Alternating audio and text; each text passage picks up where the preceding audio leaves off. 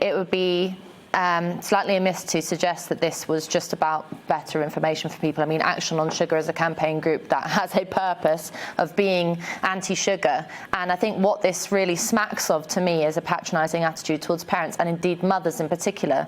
We have a history of this. I mean, UK law based on WHO guidelines currently means that formula milk is not allowed to be advertised as the same as or equal to breast milk, even though scientifically there is no problem with it, and people have been indeed I was a formula baby and no problems, even though I've got a mouthful of fillings. That's more because I was a teenager hooked on fruit pastels rather than my mum giving me sugary snacks. But we have this idea that women in particular need to be nudged and moved in the right way to make right decisions for their children, or else all hell will break loose. We've also got suggestions at the moment to bring in regulation around drinking for women of childbearing age, because we think that women can't be trusted in ways like that when they're getting pregnant. And all of this smacks of a really kind of patronising attitude. What's patronising about telling a busy mum? Because it is, as you often say, it's me. I'm the consumer. I'm a busy mum. I'm weaning my kid now, and I fly into a supermarket. Like I said, I trust certain brands, so I don't rummage around everywhere. I trust certain brands.